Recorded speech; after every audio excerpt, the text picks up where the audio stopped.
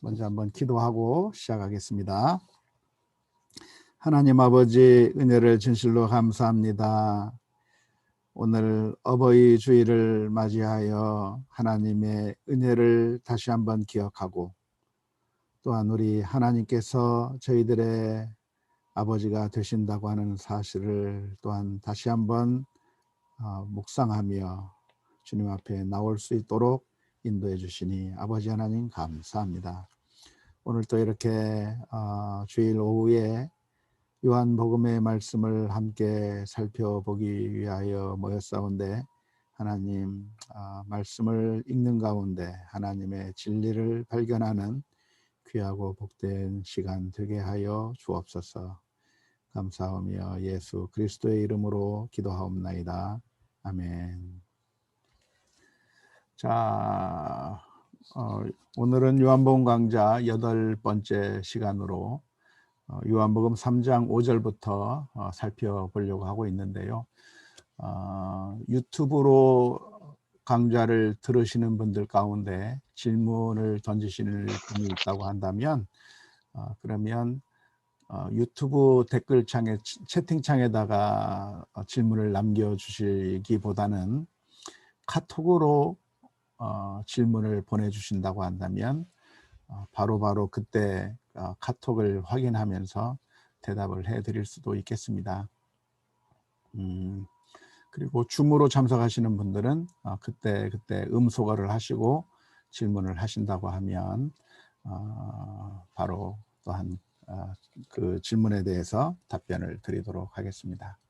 그러면 오늘은 요한복음 3장 5절을 살펴보도록 하겠습니다. 지난 시간에도 잠깐 살펴보다가 중단해 버렸는데요.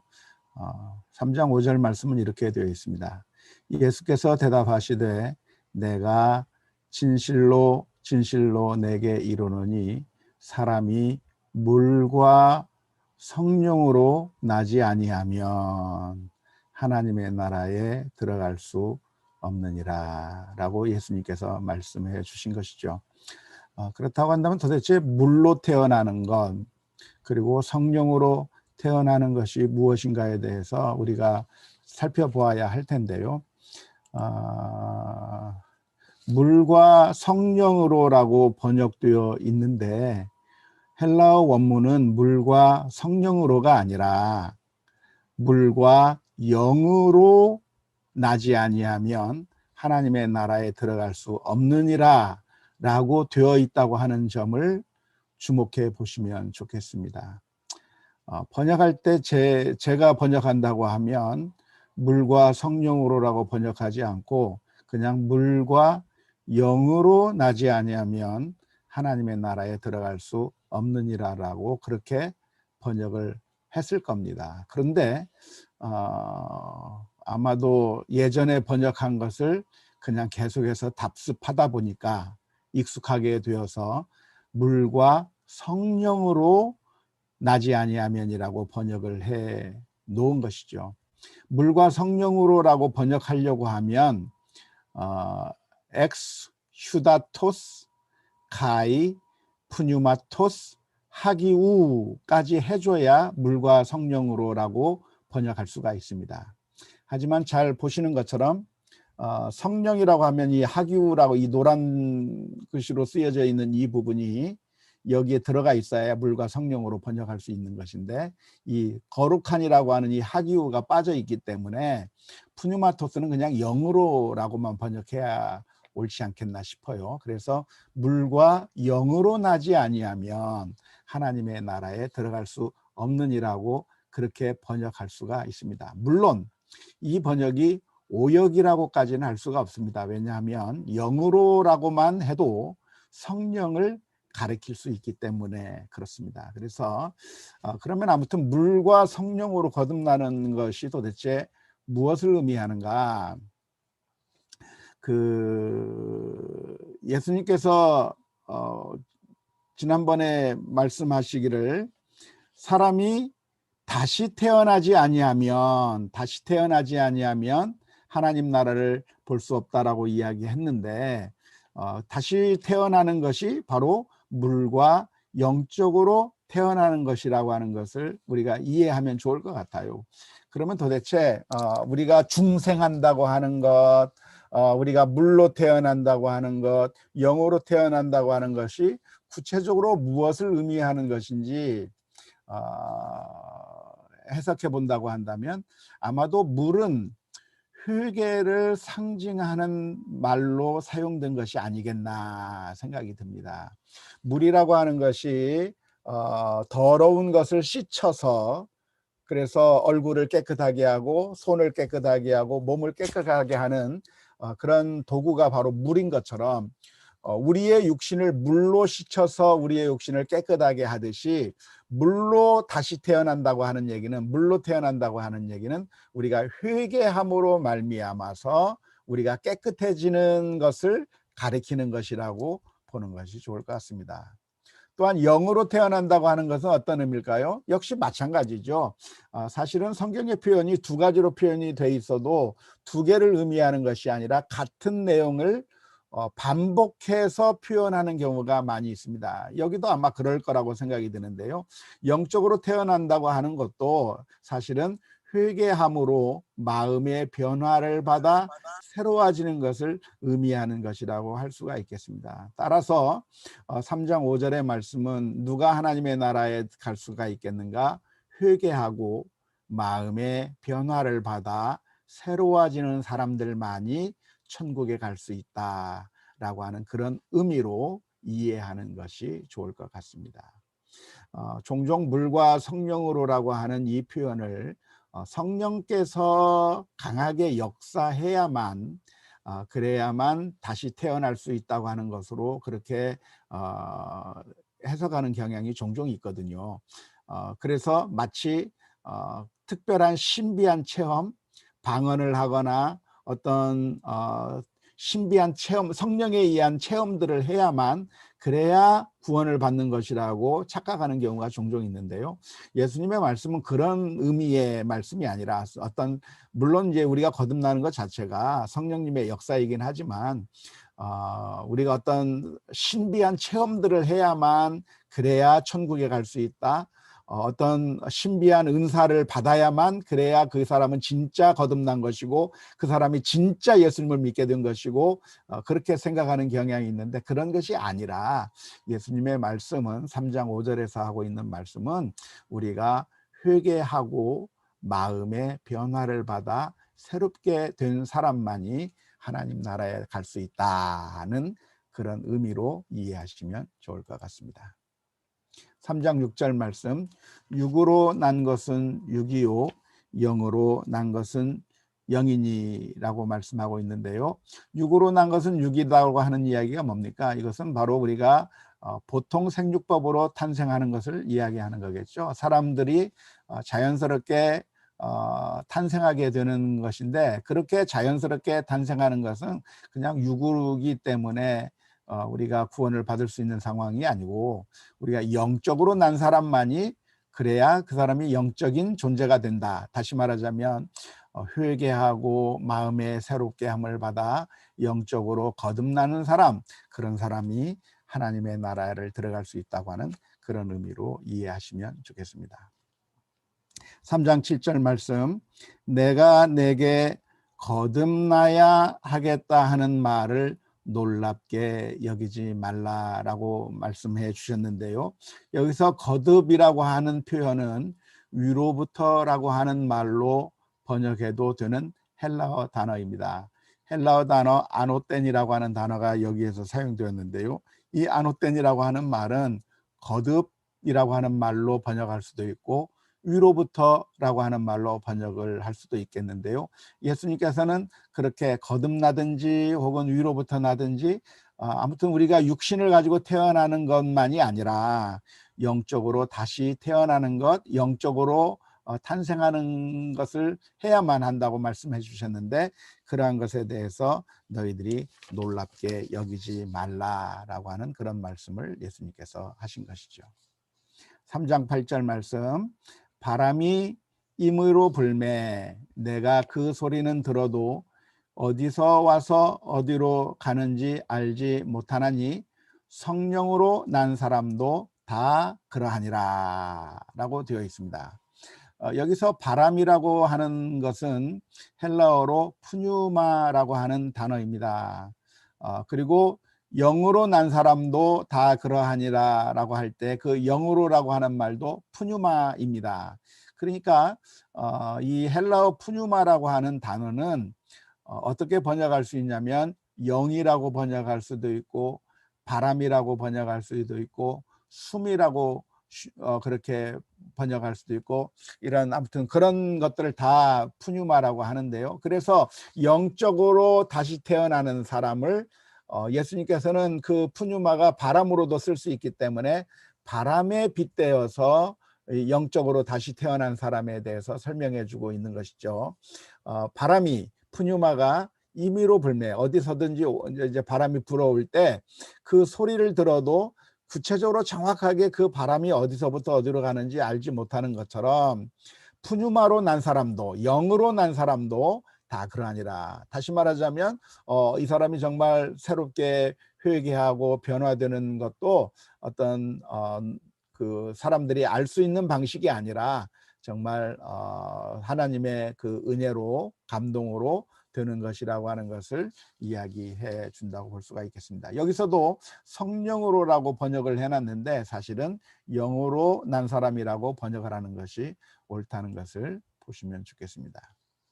3장 9절 말씀, 니고데모가 대답하여 이르되 어찌 그러한 일이 있을 수 있나이까. 니고데모는 예수님의 말씀을 이해하려고 노력했지만 잘 이해가 되지 않아서 도대체 어떻게 그런 일이 가능하겠느냐고 질문을 던진 것이죠. 3장 10절 말씀, 예수께서 그에게 대답하여 이르시되 너는 이스라엘의 선생으로서 이러한 것을 알지 못하느냐.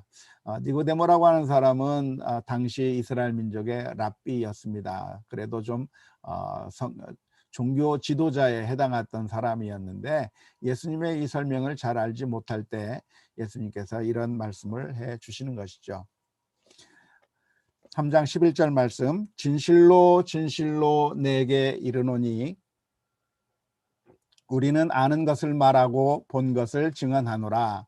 그러나 너희가 우리의 증언을 받지 아니하는도다 라고 예수님께서 말씀하셨습니다. 여기서 진실로라고 하는 말은 아멘이라고 하는 말입니다. 아멘, 아멘. 그렇게 말씀하시면서 진실로 진실로 내가 이르노니 우리는 아는 것을 말하고 본 것을 증언하노라 라고 말씀해 주셨는데 여기서 우리라고 하는 것은 도대체 누구를 의미하는 걸까요? 예수님과 제자들을 의미하는 것일까요? 아니면 예수님과 세례 요한들 세례 요한 그리고 선지자까지 포함하는 것을 의미하는 것일까요? 아니면 삼위일체 하나님을 포함해서 이야기하는 것일까요?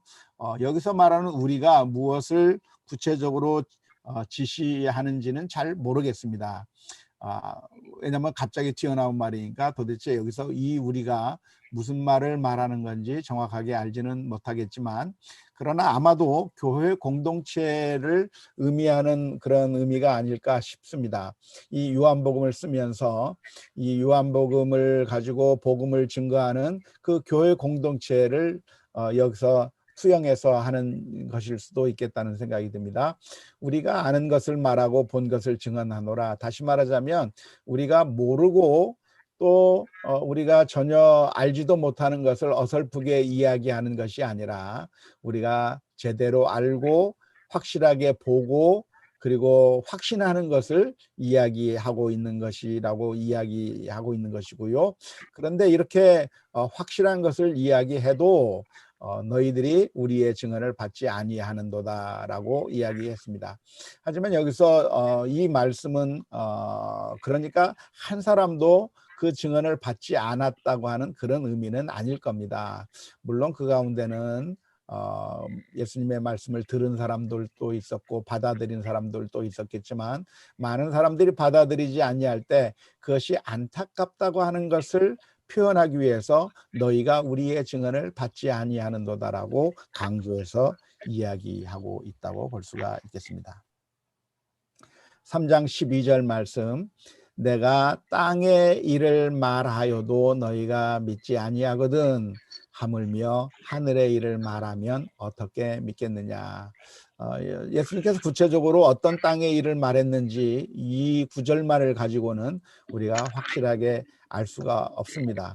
하지만 아무튼 예수님께서 말씀하시고자 하는 것이 무엇이냐면 쉽고 자명한 일을 이야기해도 잘 받아들이지 않는 사람들이 땅에 관한 그런 일들을 이야기해도 잘 받아들이지 않는데 하나님 하늘의 일이라고 하는 것은 그 문자적으로 저 하늘에 관한 이야기가 아니라 영적인 일이겠죠. 하늘이라고 하는 것은 영적인 것을 나타내는 그런 표현이라고 할 수가 있겠는데 내가 영적인 진리, 영적인 그런 교훈들을 이야기할 때 그것을 너희가 이 세상의 것들도 잘 믿지 못하면서 어떻게 영적인 것에 대해서 받아들일 수 있겠느냐라고 말씀해 주십니다. 3장 13절 말씀, 하늘에서 내려온 자 곧 인자 외에는 하늘에 올라간 자가 없느니라. 여기서 하늘에서 내려온 자라고 하는 것은 바로 예수님을 가리키는 것이죠.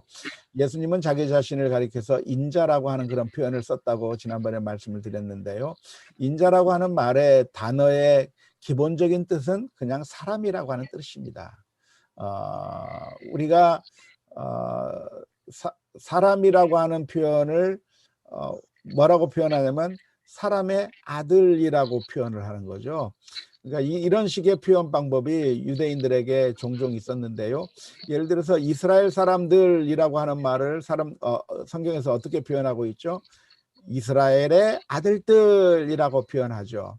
그것은 이스라엘의 아들, 정말로 아들들이라고 하는 그런 의미가 아니라 이스라엘 사람들이라고 하는 표현입니다.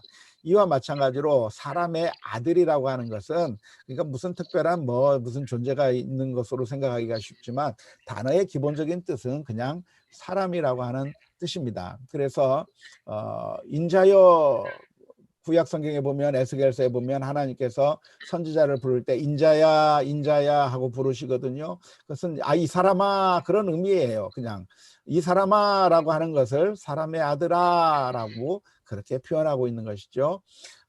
그리고 우리가 글을 쓸 때 저자가 자기 자신을 나타낼 때 필자는 하면서 그렇게 표현을 하듯이 예수님께서는 자기 자신을 표현할 때 인자는 사람의 아들은이라고 하는 말로 표현을 하는 것이죠. 우리나라에서 임금님이 자기 자신을 나타낼 때 나는 이렇게 말하기보다는 짐이라고 해서 제3인칭을 써서 표현하고 있는 것처럼 인자라고 하는 표현도 역시 예수님께서 자기 자신을 제3자화해서 표현하는 표현 방식이라고 할 수가 있겠는데요. 예수님이 하늘에서부터 내려온 자인데 바로 그 하늘에서 내려온 자 예수님 인자 외에는 하늘에 올라간 자가 없다라고 말씀해 주고 계십니다. 이 얘기는 예수님께서 지금 영적인 일을 이야기하고 있는데 그냥 내 생각대로 아무렇게나 지어내서 하는 이야기가 아니라 하늘에 올라가고 하늘을 직접 경험하고 하늘에 있는 것을 직접 알았던 그 주님께서 확실하게 하늘에 대해서 영적인 일에 대해서 이야기하고 있는 것을 말하기 위해서 예수님 자신이 하늘에서 내려온 자라고 하는 그런 표현을 쓰고 있는 것입니다. 3장 14절 말씀, 모세가 광야에서 뱀을 든 것 같이 인자도 들려야 하리니. 민수기의 말씀을 보면 이스라엘 민족이 광야 생활을 하다가 하나님을 원망하는 일이 있었습니다. 그렇게 원망할 때 하나님께서는 그 이스라엘 민족을 심판하시기 위해서 불뱀을 보내주셨는데요. 그 불뱀이라고 하는 것은 아주 독한 뱀이어서 불뱀에 물리면 곧 죽어버릴 수밖에 없는 그런 아주 심각한 상황 가운데 있었습니다. 그럴 때 이스라엘 민족들은 하나님 앞에 죄를 회개하고 살려달라고 애원을 했는데요. 그때 하나님께서는 그 불뱀에 물린 사람들을 구원하는 방법으로 모세에게 특별한 지시를 내렸습니다. 다시 말하자면 노스로 뱀을 만들어서 장대 높이 매달도록 했고, 이스라엘 민족으로 하여금 그 장대에 달린 뱀을 쳐다보라고 그렇게 요구했습니다. 그런데 그 뱀에 물린 사람들이 하나님의 말씀을 그때에도 믿지 못해서, 아니 지금 불뱀에 물려 죽게 생겼는데 노뱀을 바라보라고 하니 그게 무슨 뚱딴지 같은 소리냐 하면서 쳐다보지 않은 사람들은 그냥 죽어버렸습니다. 하지만 하나님의 말씀을 듣고 자신들의 죄를 회개하며, 그리고 그 장대에 높이 달려있던 그 노뱀을 보게 되었을 때 이스라엘 민족들이 다시 살아나게 되는 그런 엄청난 기적이 민수기 21장의 말씀 가운데 기록되어 있는 것이죠. 예수님께서는 그 구약 성경의 이야기를 들면서 광야에서 모세가 노뱀을 만들어서 장대 높이 들어 올렸던 것처럼 인자도, 다시 말하자면 예수님도 들어 올림을 당해야 된다. 다시 말하자면 예수님이 들어 올림을 당한다고 하는 말은 그 십자가에 달리는 것과 같은 그런 것을 미리 여기서 이야기해 주고 있는 것입니다. 그러니까 예수님께서 십자가에 못 박히는 일이 있을 것이고, 그 옛날 뱀을 보면서 하나님을 신뢰하고 뱀을 본 사람들은 다시 그 죽을 병에서 살아났던 것처럼, 예수님이 십자가에 못 박힌 그것을 바라보고 믿고 받아들이는 자는 다시 살아나게 될 거라고 하는 것을 예수님께서 3장 14절에서 말씀해 주셨습니다. 3장 15절 말씀, 이는 그를 믿는 자마다 영생을 얻게 하려 하심이라. 사실은 믿지 못할 만한 상황이죠. 장대 높이 노뱀을 매다는 것이 사람을 살릴 만한 것이 될 가능성이 없잖아요. 그래서 사람들이 안 믿었는데, 그런데 믿는 자가 살아났던 것처럼 예수님께서 십자가에 못 박히는 것도 사실은 우리들에게 무슨 의미가 있겠나 생각이 드는 그런 십자가의 사건인데, 예수님을 믿게 되면 어떻게 된다? 영생을 얻게 되는 것이라고 말씀해 주고 있습니다. 자, 여기서 보면 이 영생이라고 하는 단어가 지금 여기에 등장하고 있는데요. 요한복음에서는 어떤 표현을 자주 쓰냐면 영생이라고 하는 표현을 자주 씁니다. 우리가 죄로 인해서 죽을 수밖에 없었던 사람들이 하나님의 영원한 생명으로 참여해서 영원토록 살아가는 걸 가리켜서 영생이라고 하는데, 이 영생이라고 하는 것이 마태, 마가, 누가복음, 공관복음에서는 영생이라고 하는 단어 대신에 천국 혹은 하나님의 나라라고 하는 말로 표현이 되어 있습니다. 그러니까 마태, 마가, 누가복음에서는 누구든지 주님을 믿는 자는 하나님 나라에 들어가는 것이고, 말씀에 순종하는 자는 하나님 나라에 들어가는 것이고, 어린아이처럼 낮아지는 자가 하나님 나라에 들어가는 것이고, 하나님의 나라에 들어가는 것, 천국에 들어가는 것, 천국을 보게 되는 것, 또 팔복에도 보면 누가 하나님의 나라에 들어갈 수 있을 것인가, 이런 사람이 하나님 나라에 들어갈 수 있다 해서 하나님의 나라에 들어가는 것에 대해서 마태, 마가, 누가복음에서는 자꾸 표현하고 있는데, 요한복음에서는 하나님의 나라라고 하는 표현이 많이 등장하지 않습니다. 대신 그 하나님의 나라라고 하는 말을 요한복음에서는 영생이라고 하는 말로 바꾸어서 설명하고 있고, 그래서 누구든지 영생을 얻게 한다, 주님을, 아들을 믿는 자에게는 영생이 있다, 그래서 영생에 대해서 이야기를 하고 있고요. 뿐만 아니라 바울 서신으로 가면 바울이 쓴 로마서, 고린도전서, 갈라디아서 이쪽으로 가게 되면 하나님 나라나 영생에 대한 표현보다는 거기서는 어떤 표현을 주로 쓰고 있냐면 구원이라고 하는 말로 표현합니다. 이게 다 같은 표현입니다. 하나님 나라, 천국, 영생, 구원, 이것이 다 같은 의미를 다르게 표현한 거라고 볼 수 있겠는데, 아무튼 바울 서신서에서는 영생이라고 하는 말 대신에 구원이라고 하는 말이 사용되고 있다고 하는 것을 아시면 되겠고요. 아무튼 요한복음에서는 그 천국의 개념을 영생이라고 하는 말로 표현하고 있는 것이고, 누가 천국을 갈 수 있는가, 영생을 얻을 수 있겠는가? 예수님을 믿는 자가 영생을 얻는다고 그렇게 표현하고 있습니다. 3장 16절 말씀은 아주 유명한 말씀이죠. 하나님이 세상을 이처럼 사랑하사 독생자를 주셨으니 이는 그를 믿는 자마다 멸망하지 않고 영생을 얻게 하려 하심이라 라고 하는 겁니다. 자, 여기서 3장 16절에서 몇 가지를 좀 살펴보려고 하는데요. 첫째로 하나님께서 세상을 이처럼 사랑하셨다고 했을 때 이처럼이라고 하는 말이 무엇을 가리키는 말일까요 하는 것입니다. 하나님의 세상을 이처럼 사랑하셨다 그러면 앞에 무슨 표현이 나와 있으면 그만큼이라고 하는 것을 이해할 수가 있겠는데 앞에 별 내용이 없습니다. 그러니까 뭐 하나님께서 뭐 어떤 일을 하셨다 뭐 그런 것이 구체적으로 나와 있으면 하나님께서 그렇게 세상을 그럴 정도로 사랑하셨어? 라고 표현이 되겠는데 그런 내용이 사실 그 앞에 별로 나와 있지 않기 때문에 아마도 하나님께서 세상을 이처럼 사랑하셨다고 하는 말에서 바로 이처럼이라고 하는 것은 아마도 독생하신 예수님을 주셨다고 하는 것을 가리키는 것이 아니겠는가라고 생각을 할 수가 있겠습니다. 하나님께서 그 아들을 우리의 주실 정도로 사랑하셨다라고 하는 그런 의미가 될 수가 있겠습니다. 그 다음에 또 하나는 이제 독생이라고 하는 단어의 의미입니다. 독생이라고 하는 단어는 헬라어로 모노게네스라고 하는 단어입니다. 그러니까 이 모노게네스라고 하는 말을 번역할 때 우리 한국말 성경은 독생이라고 번역을 했고요.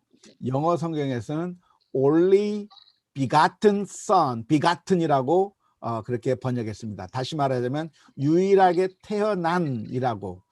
독생도 바로 그런 말이죠. 하나로 태어난, 생자가 있으니까 태어났다고 하는 얘기죠. 이렇게 독생이라고 번역을 하고 영어로 only begotten이라고 번역한 이유는 모노게네스라고 하는 헬라어 단어가 모노라고 하는 말과 게네스라고 하는 말이 합쳐져서 만들어진 단어이기 때문에 그렇습니다. 모노라고 하는 것은 어떤 의미가 있나요? 하나라고 하는 의미죠. 하나, 모노. 게네스라고 하는 말은 무슨 말인가요? 탄생이라고 하는 말이죠. 창세기 같은 경우 보면 제네시스라고 하잖아요. 우리 자동차에도 제네시스가 있긴 있지만 아무튼 모노라고 하는 것은 하나라고 하는 얘기고 게네스라고 하는 말은 탄생이라고 하는 말입니다. 그러니까 모노게네스라고 하는 말은 하나가 하나로 탄생하는 것이 그 어원이 두 개가 합쳐져서 만들어진 단어가 모노게네스라고 하는 헬라어입니다. 그러니까 원어를 분석해 보면 그 모노게네스가 유일한 그리고 태어난 그 두 개가 합쳐져서 모노게네스라고 하는 단어가 됐기 때문에 사람들은 이 단어의 뜻을 독생, only begotten이라고 하는 말로 이해해 오고 그렇게 번역해 왔습니다. 하지만 학자들이 연구를 하면서 모노게네스라고 하는 말의 의미에는 태어난다고 하는 의미가 반드시 들어가는 것은 아니다 라고 결론을 내렸습니다. 이 단어의 어원을 추적해 보면 하나 그리고 태어남 그 두 단어가 합쳐져서 모노게네스라고 하는 말이 만들어졌지만 그렇게 해서 만들어진 모노게네스라고 하는 말이 이 단어 속에는 태어난다고 하는 의미가 없이 단순히 유일한, 독특한 이라는 의미로만 번역할 수 있다고 그렇게 학자들이 결론을 내렸습니다. 그래서 3장 16절 말씀을 어떻게 번역하면 좋으냐면 하나님이 세상을 이처럼 사랑하사 독생자를 주셨으니라고 번역하기보다는 유일한 아들을 주셨으니 라고 번역하는 것이 옳다고 학자들이 이야기하고 있습니다. 뭐 유일한 아들이나 독생한 아들이나 그게 그거라고 생각하기가 쉽잖아요. 그런데 학자들이 왜 이걸 가지고 따지기 시작했냐면 예수님이 하나님에게서부터 태어났다고 하는 것이 마치 그렇다고 한다면 예수님께서는 태어나기 전에는 존재하지 않은 것처럼 그렇게 착각할 수 있는 그런 뉘앙스를 전해주기 때문에 그런 이야기를 하는 겁니다. 그러니까 예수님께서 혼자 태어나셨다고 한다면 예수님께서 그 독자로 태어났다고 한다면 그러면 예수님이 그러면 태어나기 전에는 없었나? 라고 하는 그런 오해를 할 가능성이 많잖아요. 그래서 그게 아니라 이 모노게네스라고 하는 말은 태어났다고 하는 의미가 있는 게 아니라 그냥 하나뿐인이라고 하는 그런 의미로 이해해야 한다고 그렇게 밝히고 있는 것이죠. 종종 우리 사람들은 어원을 가지고 시비를 거는 경우가 굉장히 많은데요. 단어의 뜻이라고 하는 것은 어원하고는 아무런 상관이 없다고 하는 것을 우리가 이해하시면 좋을 것 같아요. 최근에 제가 페이스북을 하면서 어떤 장로님이 구독에 대해서 시비를 거는 글을 봤어요. 구독이라고 하는 것은 내가 구해서 읽는다고 하는 것을 구독이라고 하는 것인데 한자가 그렇잖아요. 구할 구자에다가 읽을 독자잖아요. 그래서 구독. 근데 유튜브를 구독한다고 했을 때는 내가 구한 것도 아니고 읽는 것도 아니고 그냥 내가 이렇게 눌러가지고 그래서 그냥 새로운 소식이 오면 받아보는 읽는 게 아니라 영상을 시청하는 건데 왜 구독이라고 번역을 하느냐, subscription이라고 하는 것을 구독이라고 번역하면 안 되고 다른 말로 번역해야 되지 않느냐라고 시비를 거는 것을 봤는데요.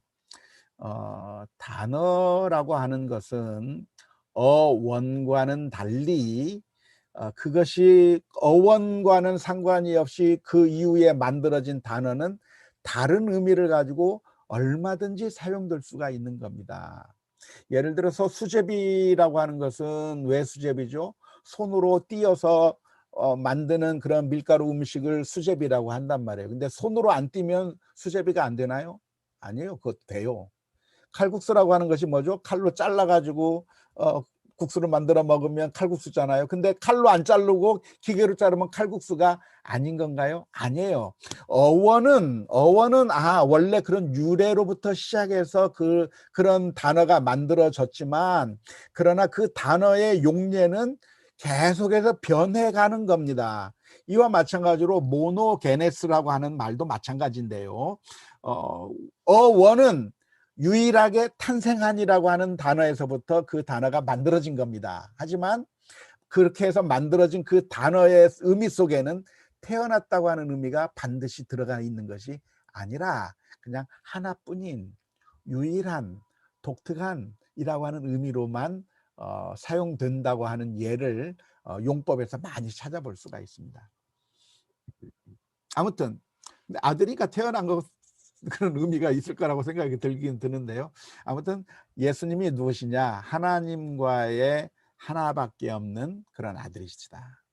근데 아들이라고 하는 그 개념도 사실은 우리가 생각하는 그런 아들의 개념이 아닙니다. 우리가 아들 그러면 우리 한국 사람들은 아버지는 높고 아들은 낮고 하는 그런 개념이 제일 먼저 떠오르는데요. 그런데 유대인들에게 있어서 아들이라고 하는 말은 무슨 얘기냐면 아빠랑 똑같다고 하는 그런 의미로 받아들여집니다.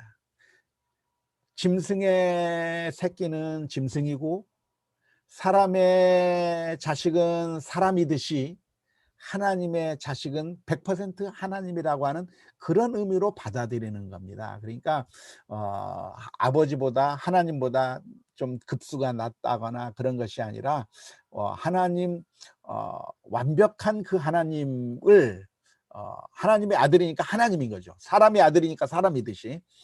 그렇게 해서 하나님께서는 자기에게 있는 하나밖에 없는 그 아들을 우리에게 주신 것이라고 3장 16절에서 말씀해 주고 있습니다. 하나님께서 왜 이렇게 주셨는가? 이는 그를 믿는 자마다 멸망하지 않고 영생을 얻게 하려 하심이라. 믿는 자마다. 하나님이 그 3장 17절입니다. 하나님이 그 아들을 세상에 보내신 것은 세상을 심판하려 하심이 아니요 그로 말미암아 세상이 구원을 받게 하려 하심이라. 예수님을 보내신 이유의 그 목적이 뭐냐면 심판이 목적이 아니라 구원이 목적이죠.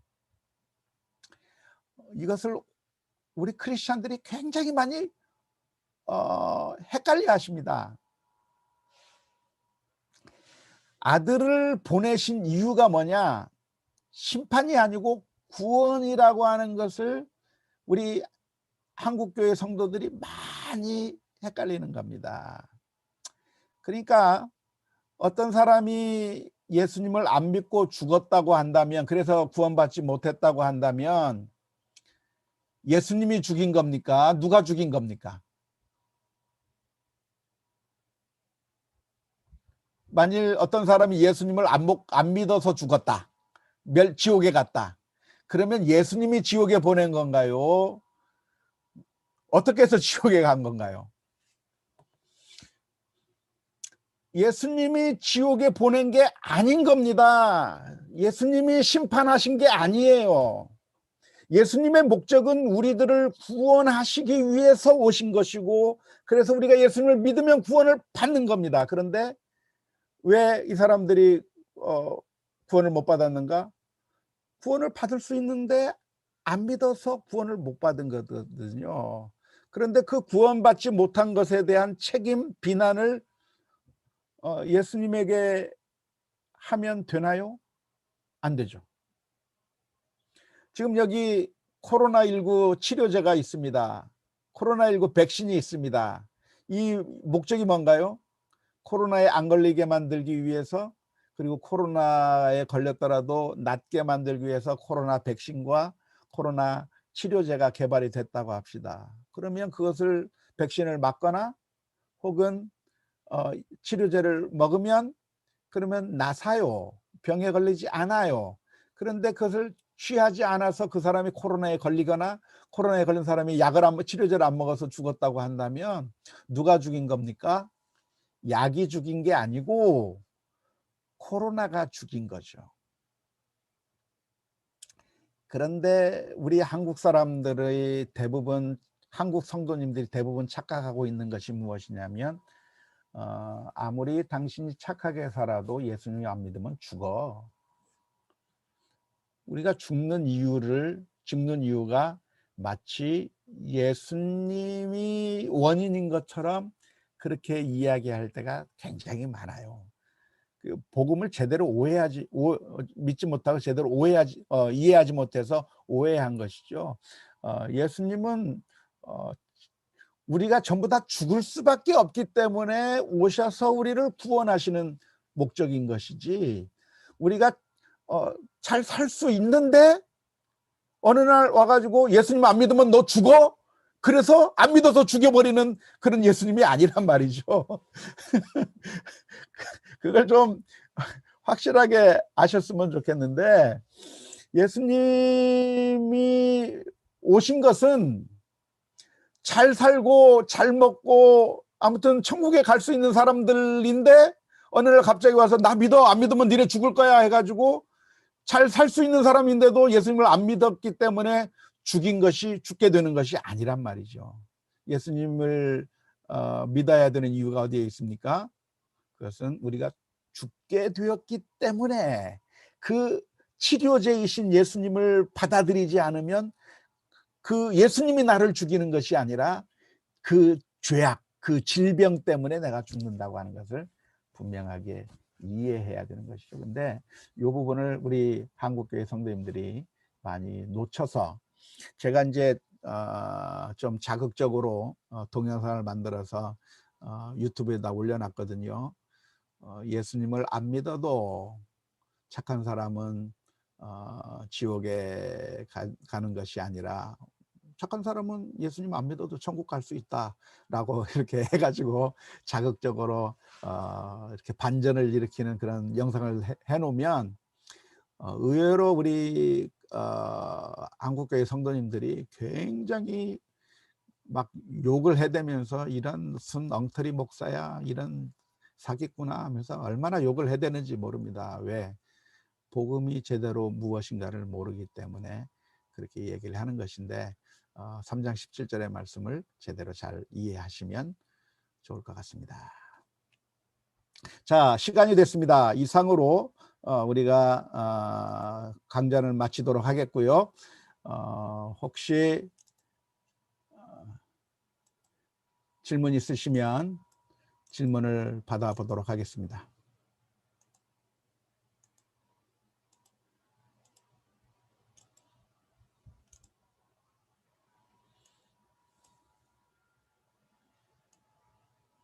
뭐 질문도 좋고요. 오늘 강좌를 들으면서 생각나는 것, 감상을 얘기해 주셔도 좋겠고요. 고은아 권사님밖에 없습니다.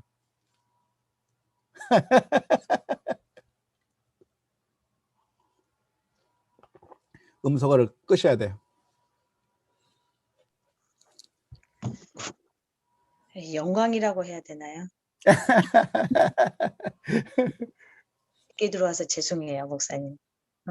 오늘 주일 설교 말씀, 지난 수요일 설교 말씀 너무 많이 은혜 많이 받았고요. 네. 오늘 말씀도 특별히 궁금한 점은 질문? 이거는 없는 것 같아요. 근데 예수님께서 이 세상에 오신 이유, 구원에 초점을 두고 말씀해 주셨던 게 좋았던 것 같아요. 가끔 저희들도 이렇게 막 복음 전한다고 말했을 때 가끔 심판 쪽에 약간 치중해서 전도하는 경우가 좀 없지 않아 있거든요. 근데 그쪽보다는 정말 예수님께서 이 세상을 구원하기 위해 오셨다고 말씀 사람들에게 이야기하는 게 오히려 더 전도하는데 더 좋겠다, 더 유익하겠다는 생각 좀 했어요, 목사님. 네, 감사합니다. 이게 사실은 예수님이 이 세상에 오셔야 했고 우리가 예수님을 믿어야 되는 그 이유가 뭐냐면 모두가 다 죄를 지어서 멸망하게 되었기 때문에 예수님께서 오신 것이고 모두가 다 구원받지 못하고 다 죽을 수밖에 없는 그런 비참한 상황이기 때문에 예수님께서 오신 거거든요. 그게 전제가 되지 않으면 복음은 설명이 안 되는 거예요. 복음이 설명이 안 되는 거죠. 그런 것 같아요. 그런데 우리가 보통 어떻게 예수님을 전할 때 어떻게 전하냐면 당신 예수 믿어야 돼. 예수 안 믿으면 아무리 잘 살아도 지옥 가. 그렇게 그러게요. 얘기하는 거거든. 그러면 그 사람은 깜짝 놀라는 거죠. 아니 나 지금 잘 살고 있는데 왜 나더러 예수 믿으라고 그래? 잘 살고 있는데 왜 나한테 그런 또 다른 요구를 하는 거지? 라고 불만을 터뜨리게 되는 거죠. 그래서 제일 먼저 첫 단계가 우리는 참 구제불능의 사람이구나라고 하는 것을 먼저 인정하는 데서부터 예수님을 말할 수가 있는 거예요. 맞는 것 같아요. 네. 심판 쪽에 약간 치중을 두고 비아냥거리면서 따진 사람들이 많았었거든요. 근데 예수님을 전하는 데 있어서 약간 방법적인 면에서도 저도 좀 옳지 않았다는 생각을 오늘 다시 한번 했어요. 네. 그러니까 이제 복음을 전하기 위해서는 제일 첫 번째 단계가 뭐냐면 우리가 구제불능의 사람들이구나라고 하는 것을 공감해야만 예수님을 소개할 수 있어요. 네, 맞아요. 그런데 그게 공감이 안 된 상태에서는 예수님에 대해서 얘기할 수가 없어요. 그게 우리가 구제불능이라고 하는 것이 공감이 안 된 상태에서는. 살 빼는 것도 마찬가지잖아요. 나 살찐 것에 대해서 아무런 심각성을 모르는 사람한테 다이어트 약 줘보세요. 좋아합니까? 좋아하지 않아요. 네. 아, 정말 내가 살이 너무 많이 쪄가지고 큰일 났네 하는 사람들한테 가서 이거 먹으면 살 빠져 라고 하면 아이고 너무 좋다고는 얘기하는 것이고, 지금 내가 막 어떤 그 병에 걸려가지고 병 때문에 죽으려고 그러는데 큰일 났네 했을 때 만병통치약을 갖다 주면 그 사람이 좋아하는 건데, 건장한 마동석 같은 사람한테 가가지고 당신 건강해지려면 이거 먹으라고 그러면 사기꾼이라고 쫓아내 버리죠. 그러니까 제일 먼저 필요한 게 뭐냐면 우리가 철저하게 죄인이라고 하는 사실, 구제불능이라고 하는 사실을 먼저 공감해야 되는 것이죠. 그래서 우리 자녀들에게도 복음을 전할 때는 그냥 지금 잘 살고 있는데 그냥 뭐 너 교회 가로 막 이렇게 윽박지르는 것이 아니라, 사실은 절망적인 상황 가운데서, 그리고 내가 구제불능이구나 하는 그런 것을 깨달았을 때, 그때 예수님을 소개해 줄 수가 있는 거죠. 만약에 누가 죄를 짓는다고 한다면 네가 죄를 그렇게 지을 뿐만 아니라 사실은 그런 죄를 나도 짓고 우리 모두가 다 짓고 다 구제불능일 수밖에 없기 때문에 예수님께서 오셨다고 하는 것을 이야기해 줄 수 있는 것이지, 죄에 대한 전제가 없으면 그 다음부터는 예수님을 소개한다고 하는 것이 잘 와닿지가 않은 것 같아요. 윤 전사님, 김 목사님.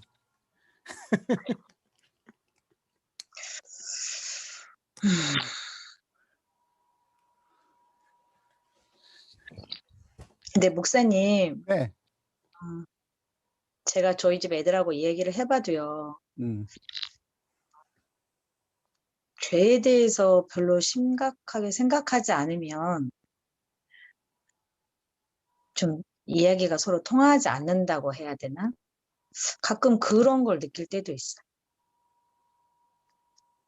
근데 그게 우리가 죄야? 잘못 많이 하잖아요. 예를 들어서 내가 막 화를 내가 내게 됐다 그러면, 내가 화를 내고 싶지 않았는데 또 내가 화를 냈구나, 미안하다 하면서 죄를 인정하고 잘못을 인정하고,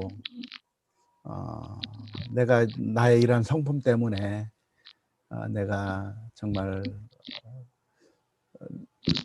내가 아무리 노력해도 안 되는 그런 면이 있다. 그런 것들이 이제 공감이 돼야 되죠. 공감이 되고 그러면. 근데 그걸 아이들은 응, 죄가 아니라 응. 모든 사람들이 일반적으로 하는 약간 일반화 시킨다고 해요. 그게 왜 죄야? 뭐 이런 반응이 있잖아요. 그래서 때론 대화가 안 될 때 있어요. 왜 그렇죠.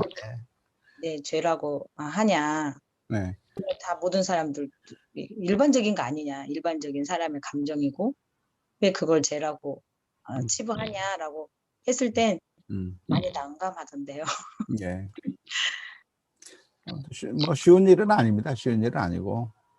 그다음에 이제 우리가 우상들이 우리를 절대로 구원해 주지 못한다고 하는 것들, 그런 것들 하나씩 기회들이 있죠. 그래서 기회를 잘 보시다가 예수님에 대해서 얘기를 할 필요가 있고요. 감사합니다. 참여해 주셔서 너무 감사하고요. 다음 이 시간에 같이 또 만나서 공부해 보도록 하겠습니다. 한번 기도하고 마치겠습니다. 하나님 아버지, 은혜를 감사합니다. 하나님께서 사랑해 주셔서 오늘 또 성경 공부를 잘 마칠 수 있도록 인도해 주시니 감사합니다.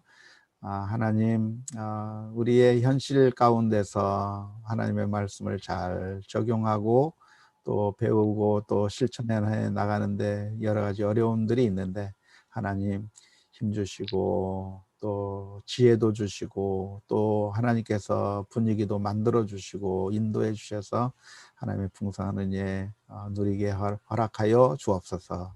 주의 은혜 감사하며 예수 그리스도의 이름으로 기도하옵나이다. 아멘. 감사합니다. 감사합니다. 다음에 뵙겠습니다.